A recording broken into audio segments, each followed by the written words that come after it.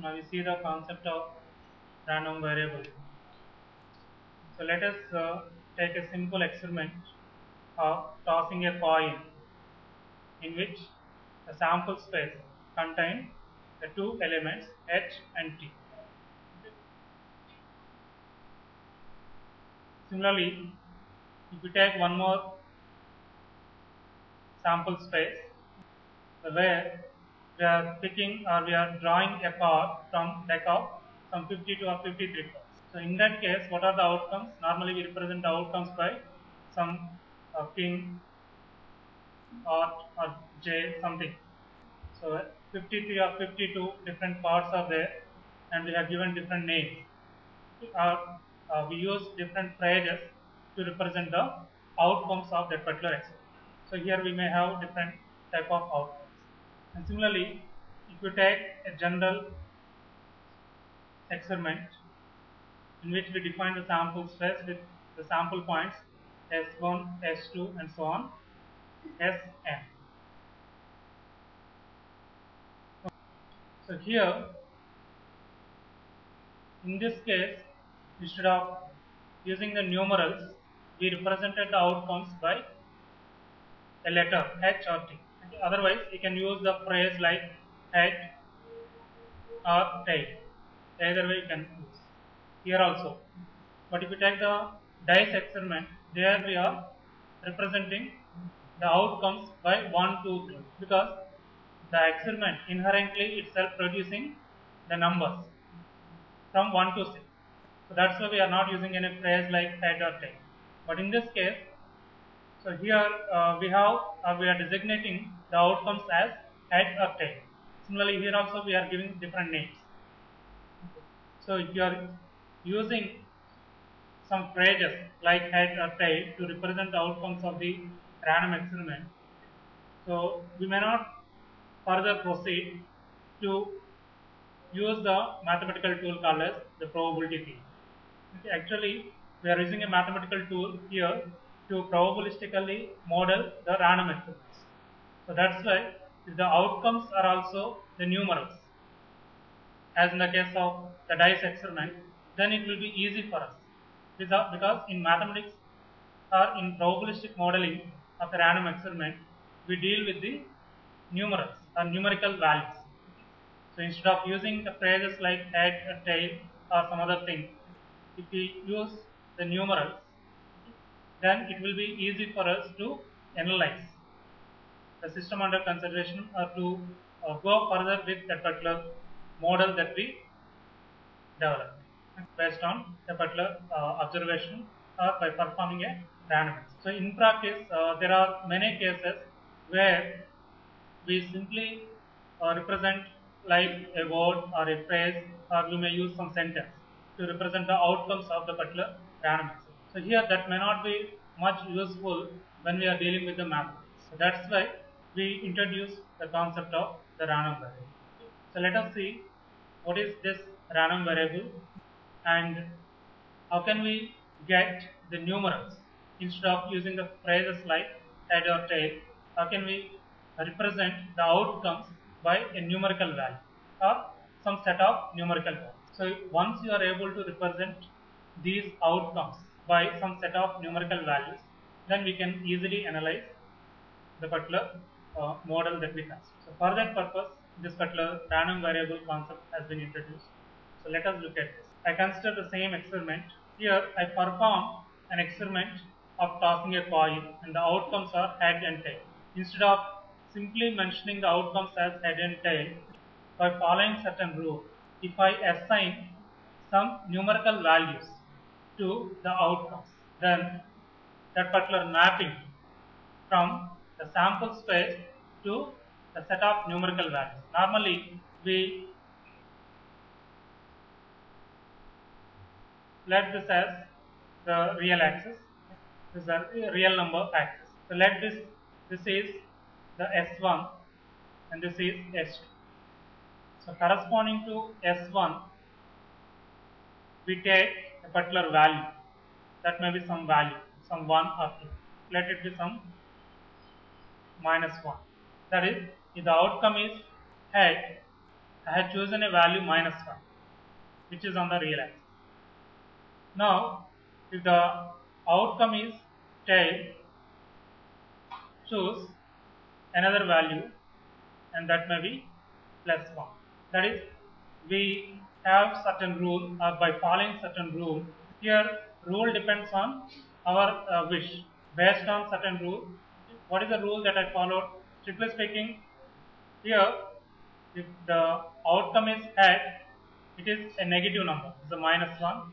The outcome is tail, it is a positive number which is equivalent to 1. Therefore, the two outcomes are represented by the numerals or numerical values -1 and +1, or it may be something, some other value. So here, I am mapping the sample points. What are these S1 and S2? S1 and S2 are called the sample points of the sample space, or sample points of the random access. By following certain rule, I am mapping these sample points onto the real axis. Okay. Then, for each sample point, a particular value will be assigned based on certain rule. That is, I am defining a value called as x of S1. Let it be S2, because here the S2, this S2 is mapped onto +1. Okay. So this +1 is designated by x of S2. That is, I am mapping the sample point S2 to +1. And similarly, here I map the sample point S1 to a value -1. That is, each sample point corresponding to that sample point, we have a value on the real axis.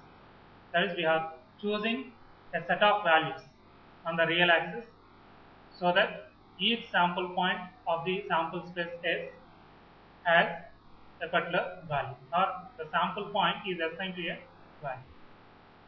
So here, this particular mapping of the sample space to the real axis or real line is called as the random variable.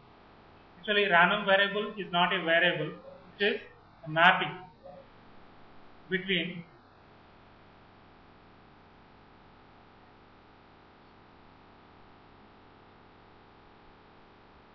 the sample space and the real axis. So now, this particular x that we define here, or this x can take two different values. Do you know what are those two different values? If the outcome is h, x takes a value -1. If the outcome is tail, x takes a value +1. That is, here I am assuming x1 and x2. That is, this is x1 and this is x2. The small letters that I designated here, x1, x2, are the values that are taken by the random variable x. So this particular x, which maps the sample points onto the real axis, is called as the so-called random variable, and the random variable can assign or can take a value based on the outcome of the random experiment. The outcome is x takes a value x1. The outcome is tail, x takes a value x2. Okay. That is, at a time, it can take one value. It depends on the outcome of the random. That is, here the values that are taken by the random variable x are probabilistic in nature, is it? That is, without actually observing the outcome, can you say what will be the value that taken by the random variable x? We cannot say. That is, once you perform the experiment, if you know the outcome, then only you can say that the random variable can assign so and so value. So that's why the name random variable. It can take either of the two values, x1 or x2, and we cannot exactly predict what will be the value that taken by the random variable. Here, this x will not take two values at a time. It can take either x1 or x2, that is -1 or +1 based on the output of the random. So this is the one rule, okay, that we follow to map the sample points onto the set of real numbers on the real axis. So this mapping is called as the random variable. Strictly speaking, the random variable is not a variable.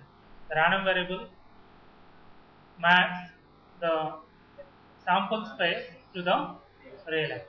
Otherwise, we can say that write down a random variable is the mapping between the sample space and a set of real numbers on the real axis. That is, it may take all the values on the real axis or it may take some values. Otherwise, we can say that the domain of the random variable is the sample space and the range of the random variable is real axis. Otherwise, write down another way of defining the random variable. Random variable is a variable whose domain is sample space and its range is the real axis or set of numbers on the real axis. Have you understood why we are mapping the sample points onto the real axis? So once we mapped the sample points onto the sample space, real axis, now we have all the numerical values. This x can take the numerical values. So therefore, we can easily apply the mathematics that we have, and we can further proceed easily. Instead of using the phrases like head or tail, or instead of using the text like H or T, we are mapping these sample points onto the real axis. So for that purpose, we can follow certain. So let us take the same sample space that we considered, where we have two sample points H and T. So one can be designated as S1 and another can be designated as S2 sample points. So here I am defining the random variable x on the sample space S in such a way that x takes number that is equivalent to number of x. That is the random variable x. So here we are defining the rule.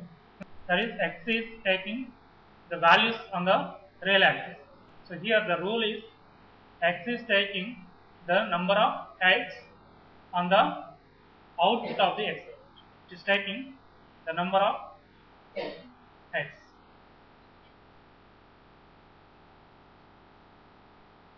If the x is taking the number of x, let us assume the outcome is h. If the outcome is h, how many number of x are there? 1. See. So therefore, x takes the value 1 because we are defining the random variable here in such a way that it takes the number of x of the experiment of tossing a coin. So when the outcome is h, we have only one h. So therefore, if the outcome is t, x is 0. So therefore, the random variable we define is taking two values, 0 and 1. So here, this can be x1 and this can be called as x2. So you remember the random variable is designated by a capital letter like x, y, z, w.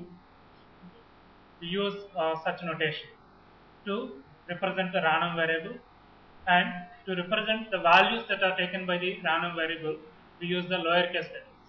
That is, if the random variable x is taking values x1, x2 and so on, some xn, n number of values, then these small letters are used to designate the values that are taken by the random variable.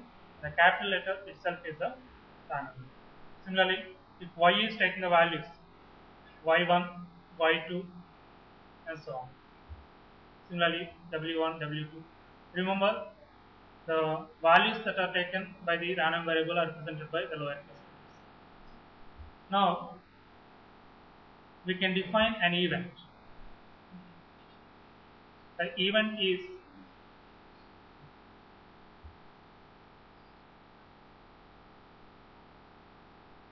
so here I define an event in which the random variable x takes a value x1.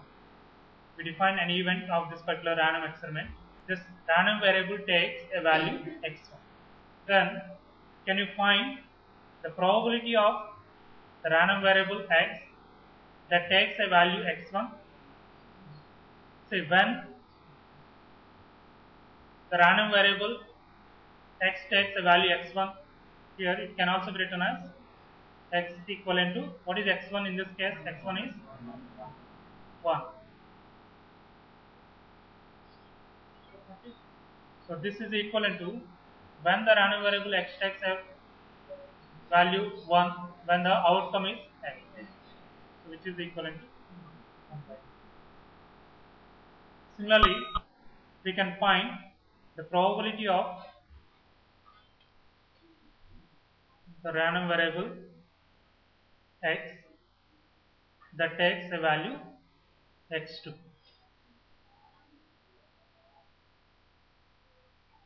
That is the probability of x equivalent to x2 is equivalent to probability of x equivalent to 0, which is again equivalent to probability of t, which is 0. Sorry, it is 1 by 2. That is, once you defined or once you mapped the sample space onto the set of real numbers, okay, or onto the real axis, then the remaining things are same. So once we define the sample space and the random variable, we can define different events. Once you know the events, we can find the probability of occurrence of those events and check for the axiom. The procedure is same. Write down the problem. Have you followed the concept of random variable? This is very, very important.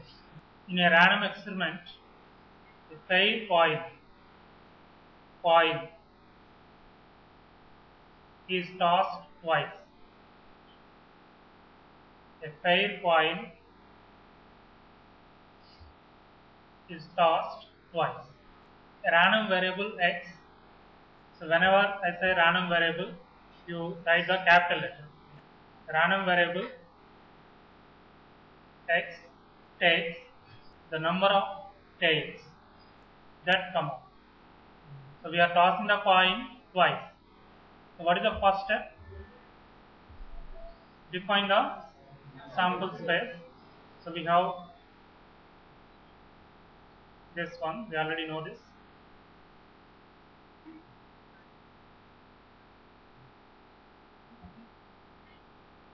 Now the random variable is defined here in such a way that it is mapping the sample points. How many sample points we have? 4. These sample points onto the real axis. The rule that we specified is it is taking the number of tails. Therefore, if the outcome is HH, x takes 0. The outcome is 1.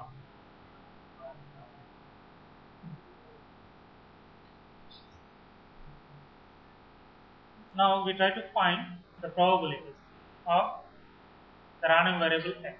That is, we try to find the probability of the random variable x that is equivalent to xi. So here this is x1, x2, x3, and one more thing here whether the outcome is ht or th, it is taking 1. So therefore h2. And then it is taking only 3 values. The random variable x, see we have 4 outcomes, but the random variable can assign any of 3 values, 0, 1, 2. 1 can be assigned in 2 different ways. then the outcome is ht or th, x takes a value 1. So therefore, the probability of x equivalent to xi, that is x1, which is equivalent to the probability of x equivalent to 0 is equivalent to 1 by 2. Now, the probability of x equivalent to x2, that is x2 can be assigned in two different ways, which is equivalent to probability of x equivalent to 1. See here, this is probability of ht union th. So we already know that these two are mutually exclusive events. Probability of ht union th is probability of ht plus probability of th is equivalent to 1 by 4 plus 1 by 4, 1 by 2. And again, the probability of x equivalent to x3 is again 1 by 4. Why? Because the random variable x takes the value x3, that is 2, when the outcome is tt. So probability of tt is equivalent to 1 by 4. See here, what is this quantity? What is the probability of x equivalent to xi? What is this? That is probability of a particular event. Here the event is the random variable x is taking a value xi. This is the event. The probability of x equivalent to xi must be a non-negative number. That is the first axiom, is it? What is the first axiom? Probability of an event must be a non-negative number. That condition is satisfied. And if you see, all these are mutually exclusive. That is, if the random variable x takes the value 1, it takes the remaining two values. If the random variable takes the value 2, it will not take the remaining two values. So all these are mutually exclusive. That is, the probability of x equivalent to x1 or the event x equivalent to x1, event x equivalent to x2, event x equivalent to x3 are mutually exclusive. And one more thing, here, what is the total probability? It is 1. That is, when you sum up all these 1 by 4 plus 1 by 2 plus 1 by 4, it is becoming 1. So all the three axioms are satisfied. Two dice are thrown, two fair dice. Two fair dice are thrown. The random variable x defined on the sample space of this random experiment takes the sum of the numbers, takes sum of the number, sum of the numbers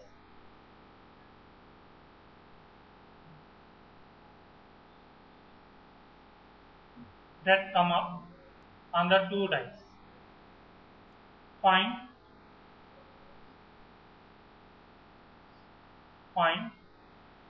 probability of x equivalent to xi.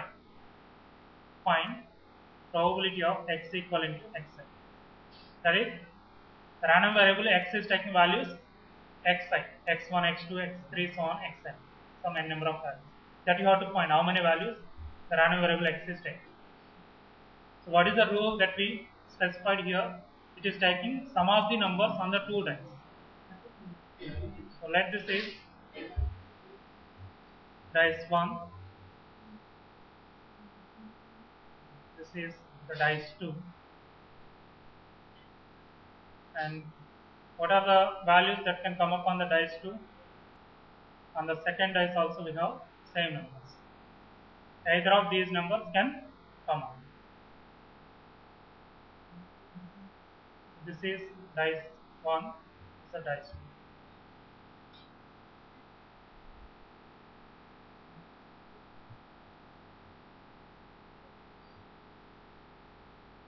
What I am doing here, that is, I am trying to find the values that are taken by the random variable x, because it is taking some of the numbers on the two dice. So the outcome may be 1 1, 1 2, 1 3, or like this. So this is the mathematical modeling. Nothing is there. In the previous class we studied the mathematical modeling, but the new thing here is we define the random variable. So here when the number on the dice 1 is 1 and the number of the dice 2 is also 1, sum is 2. Here sum is 3, 4, and so on.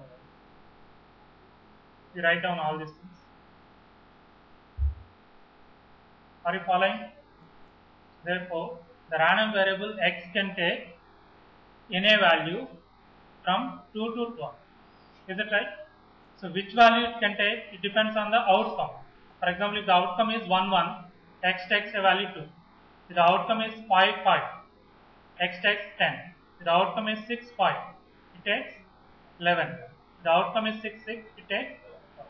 Therefore, when you perform the experiment, we get only one outcome. So therefore, the random variable x can take only one value when you perform the experiment. But how many possibilities are there? Because we have different possibilities and the x can take the different values from 2 to 12. So therefore, xi values, these xi values are ranging from, what is xi indicates here? The values that are taken by the random variable. So here it takes these values. It can take 2, 3, 4, and so on up to 12. Now, can you find the probability of x equivalent to x1? That is probability of x equivalent to 2. The random variable x takes a value 2 when the outcome is 1 1. So 1 1 can occur only in one way. So therefore 1 by 36.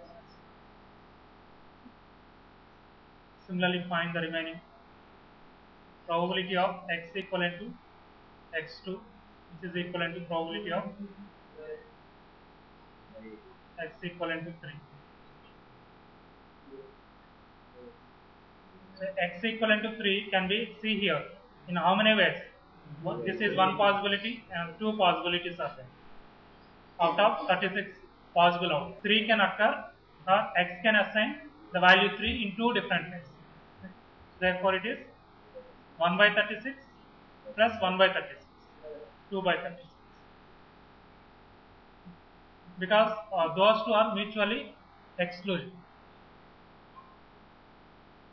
That is, outcome may be 1 2 or 2 1. The number on the two dice is 1 2 or 2 1. X takes a value 3. So can you complete the remaining and so on? The probability of x equivalent to x12 here, x11. We are starting from 2, which is equivalent to x equivalent to 12. That is, the random variable x can take the value 12 only in one way. That is, if the outcome is 6 on both the dice. So here, what is your observation from this? The probability of x equivalent to xi greater than or equivalent to 0, and when you add up all these, the probability of s is becoming 1, and all you see these are, we have the mutual exclusive events. Different events are there on the sample space. These are mutual exclusive because all the outcomes are mutual exclusive. Why? Because if x is occurring, x equivalent to xi is occurring, or if x equivalent to x1, another value will not be taken. So therefore, we can find the probability of x equivalent to x1 union, probability of x equivalent to x2 union, and so on is equivalent to probability of x equivalent to x1 plus probability of x equivalent to x2, and so on, probability of x equivalent to x2. So that itself indicates all the three axioms are satisfied. So whatever may be the way that we find the probability of a particular random experiment or a particular event. Understood that? So in the next class, we concentrate on some probability functions. We define probability mass function, probability density function, and the CDF, cumulative distribution function. So we consider these three functions. So before that, we also consider one more way of classifying. Actually, we didn't classify it so far. We didn't classify the random variable. In the next class, we see the classification of random variable into discrete random variable, continuous random variable, and there is another one, the mixed random. See what is the difference between these three, and proceed with other difference.